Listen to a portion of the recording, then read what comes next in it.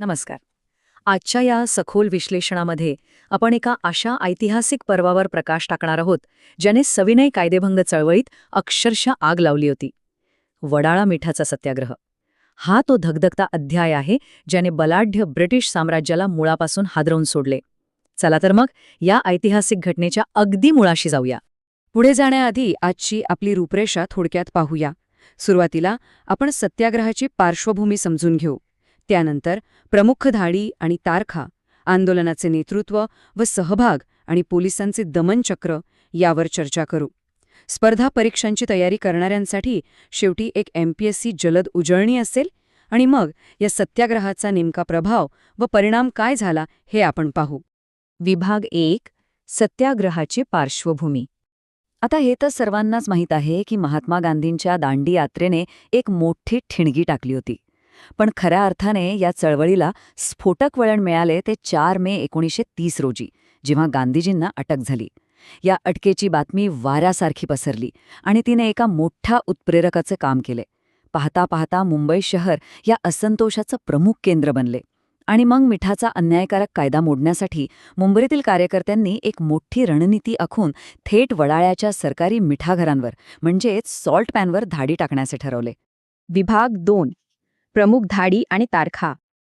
हे आंदोलन म्हणजे जणू समुद्राच्या लाटाच होत्या, ज्या एका पाठोपाठ एक किनाऱ्यावर आदळत होत्या. सुरुवातीला 16 एप्रिलला कायदा मोडण्यास सुरुवात झाली. त्यानंतर 18 मे रोजी सुमारे 450 सत्याग्रहींनी मिठागरांवर धाड टाकली. साहजिकच तिथे पोलिसांकडून अमानुष मारहाण झाली. पण आंदोलन तिथेच थांबले नाही. 25 मे रोजी पुन्हा 100हून अधिक स्वयंसेवकांनी मिठागरांच्या दिशेने कूच केले. आणि मग आला 1 जूनचा तो ऐतिहासिक दिवस, जेव्हा या आंदोलनाने आपला सर्वोच्च बिंदू गाठला. 1 जून 1930. ही तारीख आणि हा आकडा. तब्बल 15,000.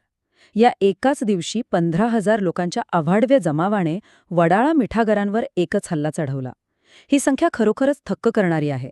जरा कल्पना करा, 15,000 लोक जेव्हा एकाच वेळी कायदा मोडण्यासाठी चालून येतात, तेव्हा काय अभूतपूर्व परिस्थिती निर्माण झाली असेल. एवढा मोठा जनसागर पाहून तिथे उपस्थित असलेले ब्रिटिश अधिकारी अक्षरशः चक्रावून गेले होते. विभाग 3. नेतृत्व आणि सहभाग.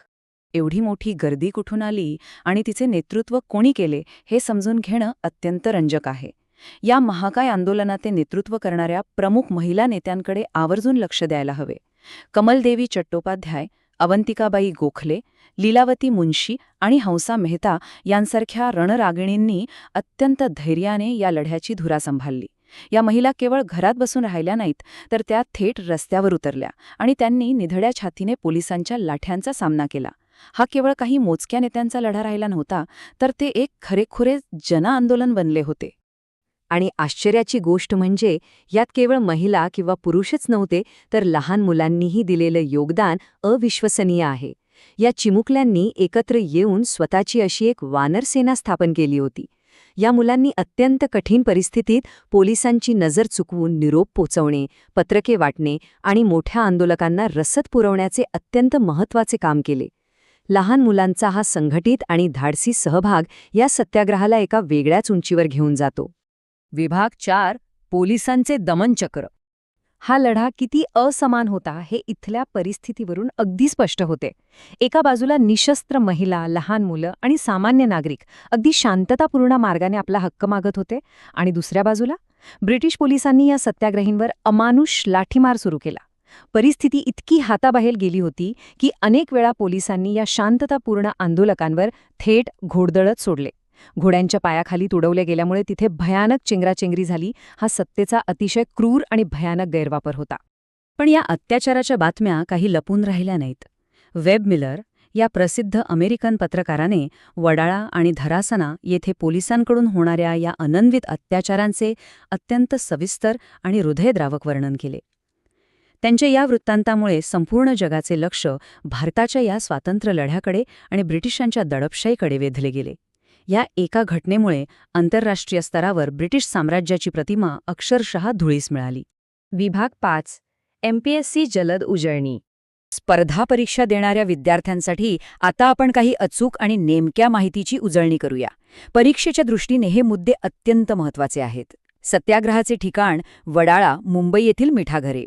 सर्वात मोठी धाड पडली 1 जून 1930 रोजी, ज्यात 15,000 लोकांनी सहभाग नोंदवला.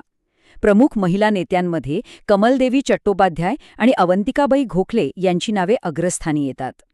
या सत्याग्रहाचे सर्वात मोठे महत्त्व म्हणजे हे मुंबईतील सविनय कायदेभंग चळवळीचे प्रमुख केंद्रस्थान होते आणि याचा अंतिम परिणाम असा झाला की ब्रिटिशांच्या नैतिक अधिकाराला मोठा सुरुंग लागला आणि सामान्य जनतेने स्वातंत्र्य लढ्यात उडी घेतली. विभाग 6. प्रभाव आणि परिणाम. या वडाला सत्याग्रहाचा दूरगामी प्रभाव खरोखरच मोठा होता. यामुळे एका साखळी प्रतिक्रियेला म्हणजेच एका मोठ्या डॉमिनो इफेक्टला सुरुवात झाली. सर्वात आधी मुंबई शहराचा व्यापार आणि दैनंदिन जनजीवन पूर्णपणे विस्कळीत झाले. दुसरीकडे मिठाचा कायदा मोडण्यासोबतच परदेशी कापडावर टाकण्यात आलेल्या बहिष्कारामुळे ब्रिटिश सरकारच्या महसुलात प्रचंड मोठी घट झाली. हा ब्रिटिशांच्या अर्थव्यवस्थेला बसलेला एक जबरदस्त फटका होता. आणि सर्वात महत्त्वाचे म्हणजे वडाळ्यातील या अभूतपूर्व जनरेटियामुळे संपूर्ण महाराष्ट्राच्या कोकण किनारपट्टीवर ऊर्जेची एक मोठी लाट उसळली. शिरोडा, रत्नागिरी आणि मालवण येथे झालेल्या सत्याग्रहांना वडाळ्याच्या याच लढ्यातून मोठी प्रेरणा आणि बळ मिळाले. आजच्या या सखोल विश्लेषणाच्या शेवटी हा एक अत्यंत विचार करायला लावणारा प्रश्न उरतो. एक साधा, रोजच्या वापरातील निसर्गाचा घटक, केवळ एक चिमूटभर मीठ, पण या चिमूटभर मिठाने ब्रिटिशांसारख्या बलाढ्य आणि अवाढव्य साम्राज्याचा पाया कसा मुळापासून हादरवून टाकला आणि महाराष्ट्राची संपूर्ण किनारपट्टी एका ध्येयाने कशी पेटवून दिली, हे खरोखरच थक्क करणारे आहे. वडाळा मिठाचा सत्याग्रह हा केवळ एक निषेध नव्हता, तर ती सामान्य माणसाच्या संघटित शक्तीची एक भव्य ओळख होती. याच विचार करायला लावणाऱ्या प्रश्नासोबत आजचे हे विश्लेषण आपण इथेच थांबूया.